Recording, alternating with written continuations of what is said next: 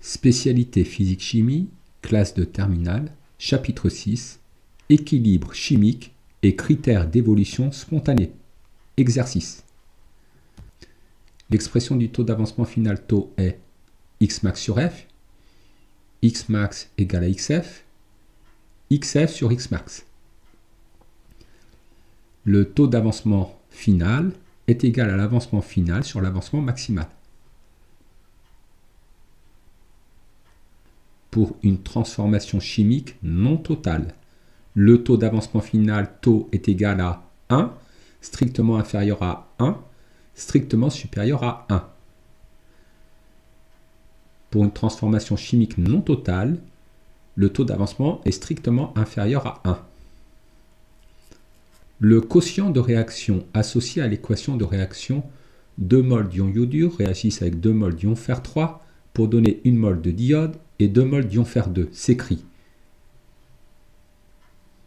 Le quotient de réaction est égal à la concentration des produits divisé par C0 élevé à la puissance correspondant au nombre stoichiométrique divisé par la concentration des réactifs divisé par C0 élevé à la puissance correspondant au nombre stoichiométrique. Ici, le quotient de réaction vaut concentration de I2 sur C0 multiplié par la concentration de Fe2+ divisé par C0 élevé au carré, le tout divisé par la concentration de I- divisé par C0 au carré, multiplié par la concentration de Fe3+ divisé par C0 au carré. Réécrivons cette relation ainsi. C0 puissance 4 divisé par C0 puissance 3, cela donne C0. Donc le quotient de réaction s'écrit concentration des ions iodure au carré, multiplié par la concentration des ions fer 3 au carré, multiplié par la concentration en quantité de matière standard, divisé par la concentration de I2, divisé par la concentration des ions fer 2 au carré. La réponse exacte était la 1. La constante d'équilibre d'un système dépend de la composition initiale du système, de la température du système, de la composition finale du système. La constante d'équilibre d'un système dépend de la température du système. Exercice numéro 1. La synthèse de l'ammoniac NH3 à partir de diazote N2 et de dihydrogène H2 est une transformation non totale. Écrire l'équation de réaction modélisant cette transformation. Plaçons les réactifs dihydrogène et diazote et le produit ammoniac NH3. Nous mettons une double flèche pour indiquer que la réaction n'est pas totale. Vérifions la conservation de l'élément azote. Comme il y a 2 atomes d'azote à gauche, il faut 2 atomes d'azote à droite, donc je rajoute le nombre stoichiométrique 2 devant NH3. Du côté des produits, il y a 2 x 3, 6 atomes d'hydrogène. Je vais donc rajouter du côté des réactifs le nombre stoichiométrique 3 devant le dihydrogène. Ainsi, j'aurai 3 x 2, 6 atomes d'hydrogène.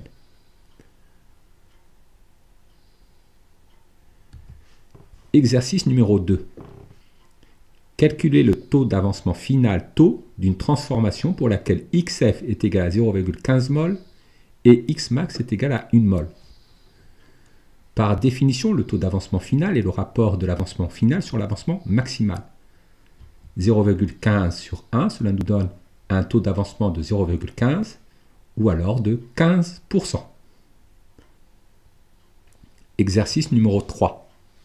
Le fluorure d'hydrogène HF réagit avec l'eau selon la réaction d'équation.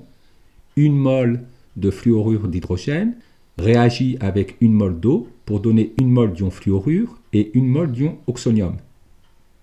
Une solution d'acide fluorhydrique est préparée en ajoutant du fluorure d'hydrogène, N égale à 10 mol, dans un échantillon d'eau. Le volume de la solution obtenue est V égale à 1 litre et son pH est de 2,65. Calculer le taux d'avancement final XF de la transformation, en déduire le caractère total ou non total de la transformation. Dressons un tableau d'avancement. Indiquons les quantités initiales de réactifs et de produits. L'eau est le solvant, elle est en excès. La quantité initiale de fluorure d'hydrogène est petit n. Initialement, il n'y a pas d'ion fluorure ni d'ion oxonium en solution. Lors de l'état final réel, la quantité de fluorure d'hydrogène est égale à n-xf. La quantité d'ion fluorure et d'ion oxonium est égale à xf. Si la transformation était totale, l'avancement final serait égal à Xmax et la quantité finale de fluorure d'hydrogène serait égale à n-Xmax. La quantité finale des ions fluorure et celle des ions oxonium serait égale à Xmax. Déterminons la valeur de l'avancement maximal Xmax. Comme le fluorure d'hydrogène est le réactif limitant, si nous considérons que la transformation est totale, la quantité finale de fluorure d'hydrogène serait égale à 0. On obtient n-Xmax égale à 0, donc Xmax est égal à n. Xmax est donc égal à 10 millimoles. Déterminons maintenant la valeur de l'avancement final réel Xf. L'avancement final Xf correspond à la quantité finale réelle des ions oxonium en solution. La quantité finale des ions oxonium correspond à la concentration des ions oxonium à l'état d'équilibre multiplié par le volume de solution. La concentration des ions oxonium se calcule par la formule 10 puissance moins pH fois C0, où C0 est égal à la concentration en quantité de matière standard. C0 vaut 1 mol par litre, le pH vaut 2,65, le volume de solution est de 1, l'avancement final est donc égal à 2,24 fois 10 puissance moins 3 mol. L'avancement final est donc égal à 2,24 millimoles. Le taux d'avancement final de la réaction est égal à Xf sur Xmax, c'est-à-dire 2,24 sur 10. Taux est égal à 0,224. Exercice numéro 4. Écrire l'expression du quotient de réaction associée à la transformation modélisée par la réaction d'équation. 1 mol d'ion cuivre réagit avec 1 mol de fer pour donner 1 mol de cuivre et 1 mol d'ion fer 2. Le quotient de réaction est égal à la concentration des produits divisé par C0 élevé à la puissance correspondant au nombre stoichiométrique du produit, le tout divisé par la concentration des réactifs divisé par C0, le tout élevé à la puissance correspondant au nombre stoichiométrique des réactifs. Ici, le fer est solide, le cuivre est solide. Le quotient de réaction est donc égal à la concentration des ions fer 2 divisé par C0, le tout divisé par la concentration des ions cuivre 2 divisé par C0. C0 se simplifie. Le quotient de réaction est le rapport des concentrations des ions fer 2 et cuivre 2.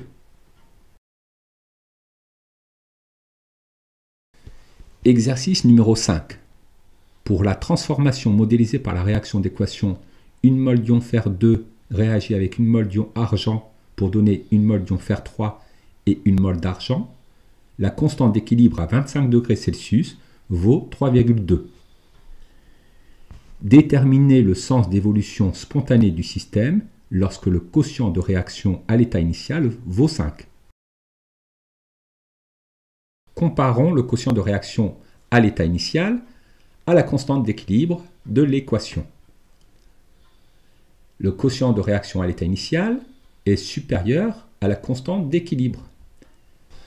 Donc la réaction évolue spontanément dans le sens indirect, c'est-à-dire dans le sens de production des ions fer 2 et de consommation des ions fer 3. Exercice numéro 6. L'équation de réaction entre l'ion éteint et le nickel s'écrit 1 mol d'ion éteint réagit avec 1 mol de nickel pour donner 1 mol d'étain et 1 mol d'ion nickel. La constante d'équilibre à 25 degrés Celsius de cette réaction vaut 1000. À l'état initial, le système contient les ions éteints et nickel en quantité de matière égale respectivement à 0,10 mmol et 0,40 mmol dans un échantillon d'eau de volume V égale à 500 ml. La quantité de nickel initiale est de 0,10 mmol. La quantité initiale d'étain est égale à 20 mmol.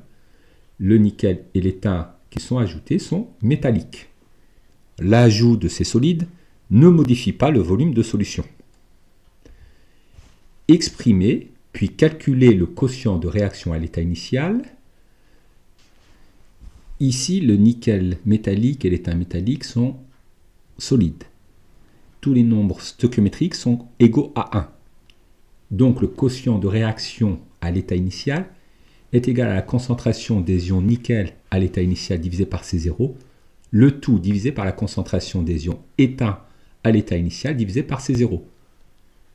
Comme les ions nickel et les ions éteints sont dans la même solution de volume V, le rapport des concentrations est égal au rapport des quantités initiales de nickel et d'étain.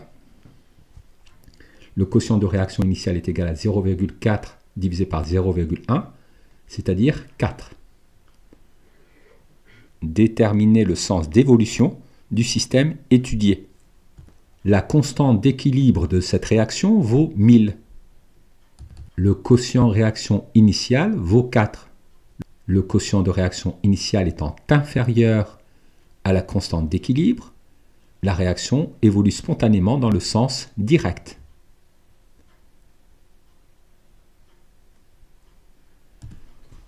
Exercice numéro 7. L'ion chrome 3 réagit avec l'ion hydroxyde pour former de l'hydroxyde de chrome solide. Dans un bécher contenant une solution de chlorure de chrome 3 de concentration en quantité d'ion chrome 3 égale à C1 égale à 30 mmol par litre et de volume V1 égale à 60 ml, est ajoutée une solution d'hydroxyde de sodium de concentration en quantité d'ion hydroxyde à la concentration C2 égale à 50 mmol par litre et de volume V2 égale à 60 ml. La constante d'équilibre de la réaction entre les ions chrome 3 et les ions hydroxyde vaut 10 puissance 31 à 25 degrés Celsius. Calculez la valeur du quotient de réaction à l'état initial. Repartons de l'équation. Ici, l'hydroxyde de chrome est solide. Les nombres stoichiométriques des ions chrome et des ions hydroxyde sont 1 et 3. Le quotient de réaction à l'état initial est donc égal à 1 divisé par la concentration des ions hydroxyde sur C0 à la puissance 3 divisé par la concentration des ions chrome divisé par C0. Cela peut s'écrire C0 à la puissance 4 divisé par la concentration des ions chrome divisé par la concentration des ions hydroxyde à la puissance 3. Comme on a mélangé un même volume d'ion chrome de concentration 30 mmol par litre et un même volume d'ion hydroxyde de concentration 50 mmol par litre, la concentration initiale des ions chrome en solution est égale à 30 divisé par 2, c'est-à-dire 15 mmol par litre, et celle des ions hydroxyde est égale à 50 divisé par 2, c'est-à-dire 25 mmol par litre. Je remplace donc la concentration des ions chrome par C1 sur 2 et la concentration des ions hydroxyde par C2 sur 2. Nous obtenons 16 fois C0 à la puissance 4 divisé par C1 fois C2 à la puissance 3. C0, la concentration en quantité de matière standard, est égale à 1 mol par litre. C1 est égal à 30 mmol par litre, c'est-à-dire 0,030 mol par litre. C2 est égal à 50 mmol par litre, c'est-à-dire 0,050 mol par litre. Nous obtenons un quotient de réaction à l'état initial de 4,3 fois 10 puissance 6. Déterminer le sens d'évolution spontanée du système. La constante d'équilibre de la réaction vaut 1 fois 10 puissance 31. Le quotient de réaction à l'état initial, qui vaut 4,3 fois 10 puissance 6, est inférieur à la constante d'équilibre. Donc, le système évolue dans le sens direct. Exercice numéro 8. La présence d'ions thiocyanate dans la salive est l'une des conséquences d'une exposition au tabagisme, même passif. Cet ion, dont une solution est incolore, peut être dosé par colorimétrie après avoir réagi avec l'ion fer3 Fe3+. La réaction entre les ions fer3 et les ions thiocyanate produit une espèce colorée rouge de formule FeSCN2+. Les ions fer3 et thiocyanate sont introduits en même quantité initiale de 10 mmol dans un bécher. En fin de réaction, il reste une quantité finale de 5,4 mmol de chaque réactif. Écrire l'équation de la réaction modélisant la transformation étudiée. Plaçons les ions fer3 et les ions thiocyanate du côté des réactifs, l'espèce FeSCN2+ du côté des produits. Nous mettons une double flèche car il s'agit d'un équilibre et nous vérifions la conservation de la charge électrique. Du côté des réactifs, nous avons 3 charges positives, une charge négative, ce qui fait 2 charges positives. Du côté des produits, nous avons 2 charges positives. La charge électrique est conservée. De même, il y a conservation des éléments fer, soufre, carbone et azote. Exprimer puis calculer le taux d'avancement final taux. Pour cela, établissons un tableau d'avancement. À l'état initial, les quantités de réactifs sont égales à Ni, celle du produit est égale à 0. Pour un état intermédiaire, les quantités de réactifs sont égales à Ni moins X, celle du produit est égale à X. Pour l'état final réel, les quantités de réactifs sont égales à Ni moins Xf, celle du produit est égale à Xf. Si la transformation est totale, dans l'état final, les quantités de réactifs sont égales à Ni moins Xmax et celle du produit est égale à Xmax. La quantité finale des ions fer3 et des ions thiocyanate est égale à Ni moins Xf.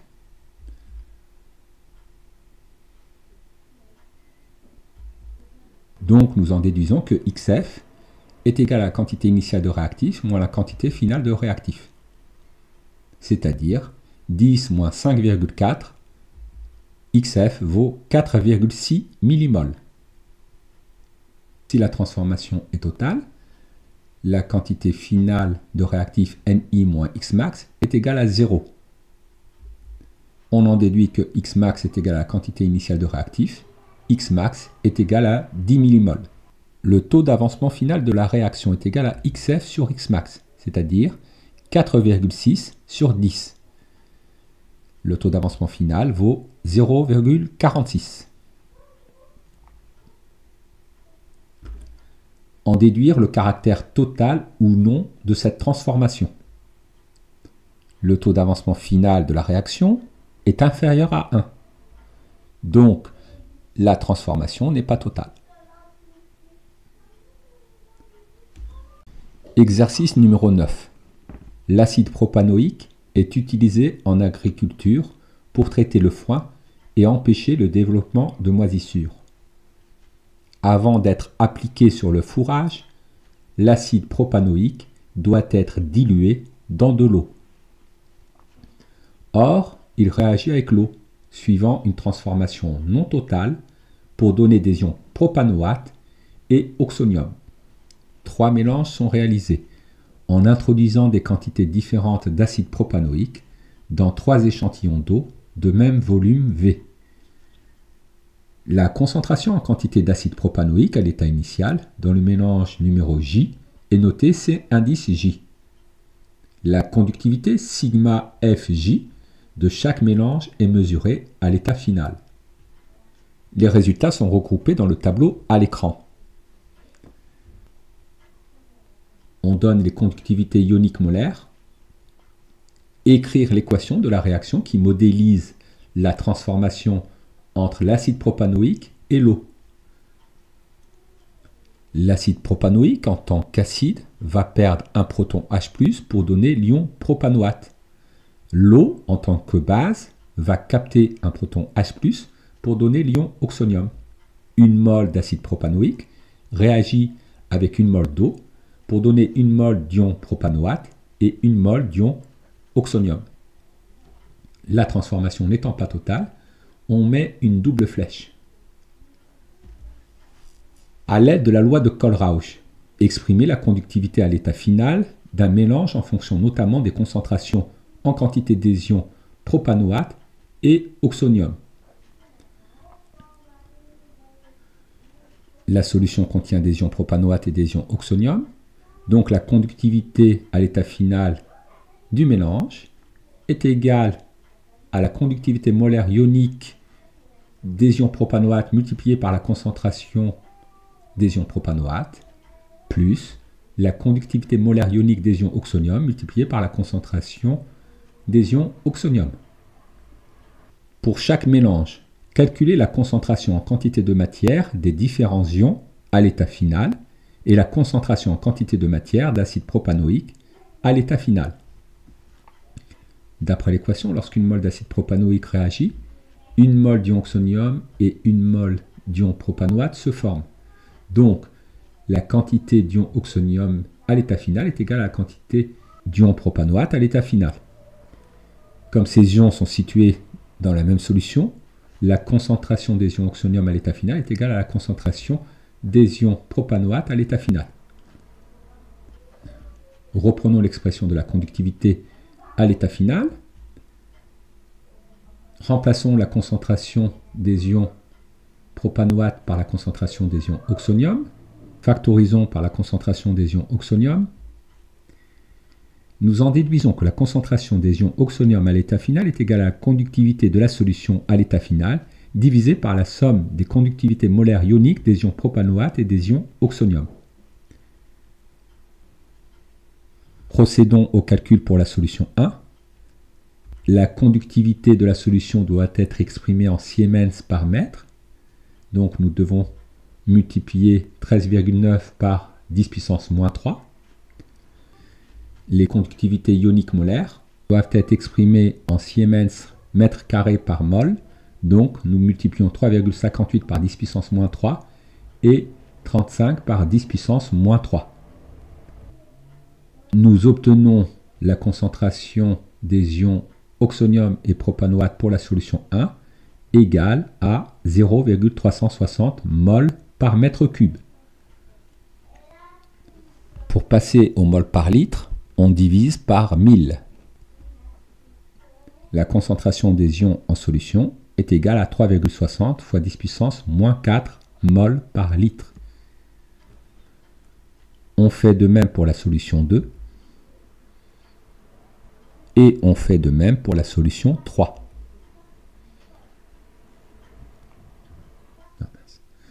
Dressons un tableau d'avancement pour établir la concentration finale de l'acide propanoïque.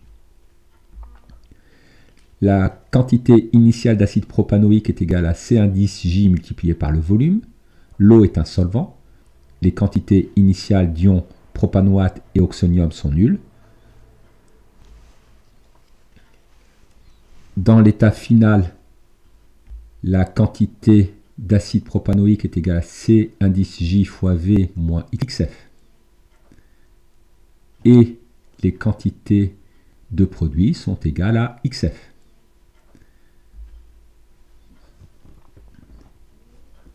La concentration d'ion propanoate à l'état final est égale à la quantité d'ion propanoate à l'état final divisé par V, c'est-à-dire XF sur V. La concentration d'acide propanoïque à l'état final est égale à la quantité finale d'acide propanoïque divisé par V. D'après le tableau, la quantité finale d'acide propanoïque est égale à Cj fois V moins XF. La concentration d'acide propanoïque à l'état final s'écrit Cj moins XF sur V. XF sur V correspond à la concentration finale en ion propanoate. À l'application numérique.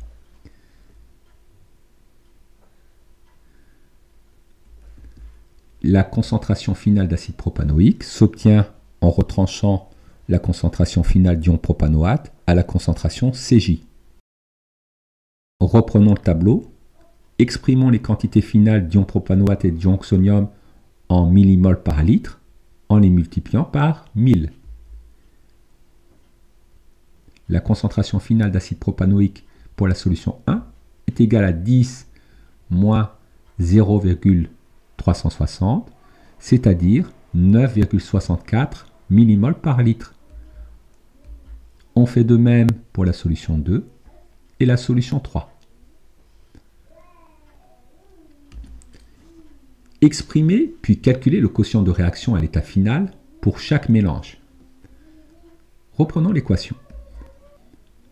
Le quotient de réaction à l'état final est égal à la concentration des ions oxonium sur C0 multiplié par la concentration des ions propanoate sur C0 divisé par la concentration d'acide propanoïque sur C0, le tout dans l'état final. Simplifions par C0. La concentration finale des ions oxonium est égale à la concentration finale des ions propanoate. On peut donc remplacer la concentration des ions oxonium par la concentration en ions propanoate. Nous obtenons que le quotient de réaction à l'état final est égal à la concentration finale des ions propanoate au carré, divisé par C0, divisé par la concentration finale d'acide propanoïque.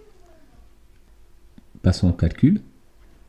La concentration en ions propanoate et la concentration en acide propanoïque sont indiquées en millimoles par litre. Nous devons exprimer C0 en millimoles par litre. La concentration en quantité de matière standard, C0 vaut 1 mol par litre, c'est-à-dire 1000 millimoles par litre. Les calculs étant faits, nous obtenons les quotients de réaction à l'état final suivants.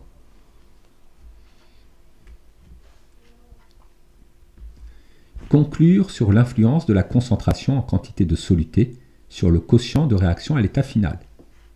Le quotient de réaction à l'état final ne dépend pas de la concentration en quantité de soluté. Il ne dépend que de la température. Calculer la valeur de la constante d'équilibre de cette réaction. La constante d'équilibre de la réaction est égale au quotient de réaction à l'état final. La constante d'équilibre vaut donc 1,35 fois 10 puissance moins 5.